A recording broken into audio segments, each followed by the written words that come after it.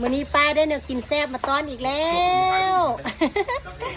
ปิ้งเห็ดไข่ป่นพี่น้องหลังจากล้างเรียบร้อยแล้วก็เอามาปิ้งในบัดนี้นะหอมเห็ดไข่นะพี่น้องเอ้ยปิ้งแล้วนะเดี๋ยวสน้อยสิให้เบิ่งเด้อปิ้งเห็ดไข่หอมหุยขึ้นสามเลยครับป้าคนสวยได้เนื้อกินแซ่บนี่คิดฮอดน้องตลอดต้องเอามาต้อนต้องเอามาฝากนี่เห็ดไข่พี่น้องจักเห็ดผู้ใดไปพ่อในป่าก็เก็บเอามาเลยเห็ดไข่กระยา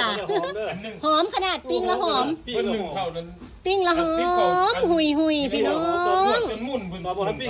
ใส่ให้คุ้มค่าซื้อแล้วก็ได้เนาะเพิ่นพากันนั้นท่วงหัวสะน้อยไปเอาบ่วงพูดมาตักนะบุ้ม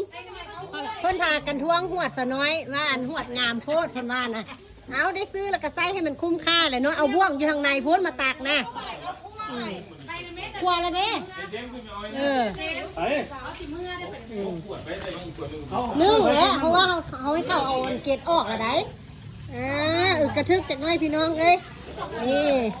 เอาเราคือบอกกั้นให้บอกเรากั้นอยู่ไหนเราลืมติ๊กอันนี้พักพี่น้องแล้วกันนี่มีปลานีนน้ำซื้อมานึ่งพี่น้องอันนี้นึ่งสุปลากินป้าให้เงินไปซื้อมาสู้ปลากินปลานีนตัวใหญ่บอกเขากั้นอยู่สงสัยเราลืมสงสัยเราลืมเพราะว่าบอกเราอยู่ว่ากั้นให้สิเอาไปนึ่งนี่มื้อนี้กินข้าวซุ่มกันอีกแล้วพี่น้องเอ้ยอันนี้พักโอ้ยกระทึกอ่อนอัวกันจักหน่อยเห็ดไข่บ่จักพ่ออยู่ในป่าก็เก็บเอาเลยบ่ฮู้ว่าเห็ดผู้ใดมาด้วยเรื่องเห็ดของเฮาพี่ละพี่น้องพี่ละเมนูเด็ดอันนี้นะแซ่บปิ้งและตำป่นนี่หอมมากินน้ำกันเด้อพี่น้องเด้อมื้อนี้เด้อสิป่นเห็ดไข่สิกินแซ่บ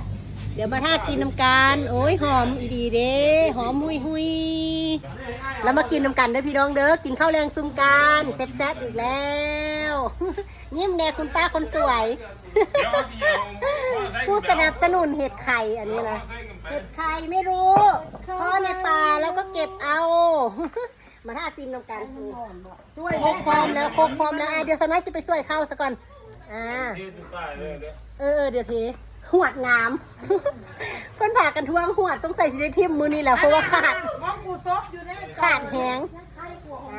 เอาใส่ให้คุ้มค่ากันยังว่าเนาะซื้อล่ะ